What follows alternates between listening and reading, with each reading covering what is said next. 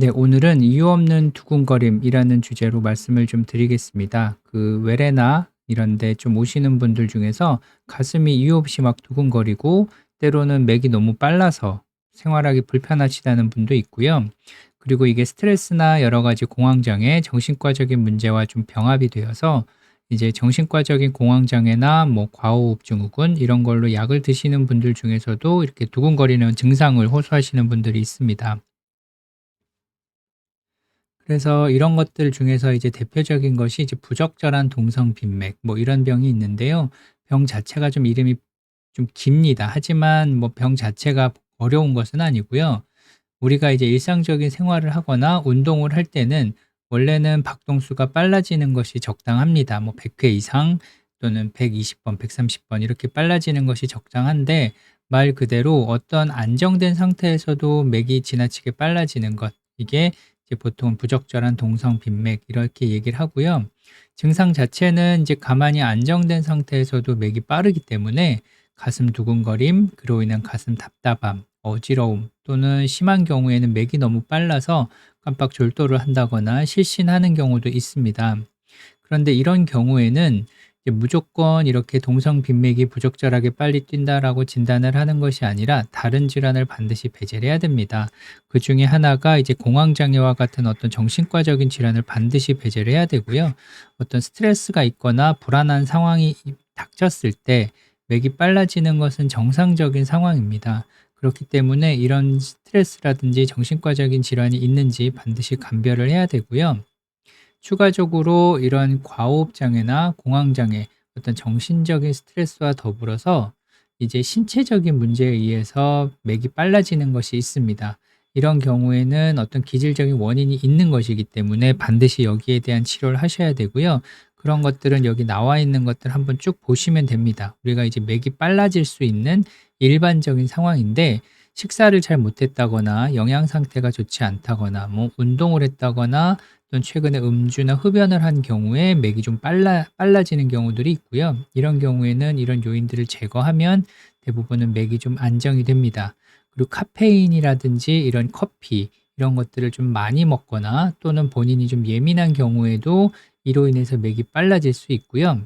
또 다른 것은 이제 갑상선 항진증이 있는 경우에도 이렇게 맥이 빨라지는 경우가 있기 때문에 반드시 이제 건강검진이라든지 내분비내과에서 이제 내분비 질환이 있는지도 반드시 확인을 하셔야 됩니다. 그리고 뭐 빈혈이라든지 여러 가지 간 기능 장애 또는 여러 전신 질환이 있어서 맥이 빨라지는 경우가 있기 때문에 이런 것들은 확인해 보시는 것이 필요하고요. 그래서 보통 이렇게 맥이 좀 빠르고 두근거린다라고 해서 병원을 오시면 보통 이런 것들은 혈액 검사를 통해서 보통 진단이 됩니다. 그래서 여기서 일반적으로 이제 정상이다라고 이제 소견을 받으셨다면 어떤 기질적인 질환은 없는 거죠. 그리고 또 부정맥 질환, 여러 가지 심전도라든지 이제 24시간 홀터 이런 검사들을 하게 되는데 여기에서도 큰 이상이 없다라고 이제 진단을 받으셨다면 저희가 이제 부적절한 동성 빈맥이 좀 빨라지는 증후군 이렇게 얘기할 수 있고요. 그리고 보통 이제 안정제라든지 이런 것들을 정신과에서 처방을 받는 분들이 있는데 어떤 신경정신과적 문제를 해결한 이후에도 계속적으로 맥이 빠르다라고 하면 우리가 흔히 이제 부적절한 동성 빈맥이라고 진단을 하게 됩니다. 진단을 하기 위해서는 아까 말씀드린 것처럼 활동을 하는 것이 아니고 안정된 상태에서도 1 분에 막 100회 이상 맥이 빠르다거나 24시간 혈압 평균을 쟀을 때도 90회 이상 상당히 빠른 거죠. 이런 게 발생하면 우리가 이렇게 진단을 할 수가 있습니다. 그런데 치료는 일반적으로 비교적 간단하고요.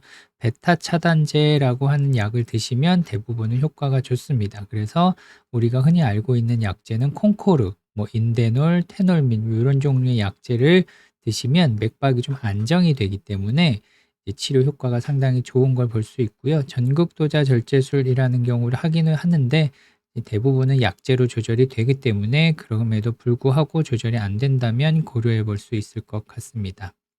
그래서 오늘은 이제 부적절하게 맥이 빠르신 분들에 있어서 이제 어떻게 치료하는지를 말씀드렸는데 일반적으로 원인이 있는지를 반드시 병원에 한 번 정도는 가셔서 진단을 해 보셔야 되고요. 추가적으로 공황장애라든지 과호흡과 같은 정신 스트레스 장애에 의한 원인인지도 반드시 감별을 하셔야 됩니다. 거기서도 큰 문제가 없다라고 하면 이제 베타 차단제와 같은 맥을 좀 안정시키는 약제를 통해서 증상 조절 효과가 확실히 나타날 수 있기 때문에 주치의와 잘 상의하셔 가지고 치료하시는 것이 좋겠습니다. 네, 감사합니다.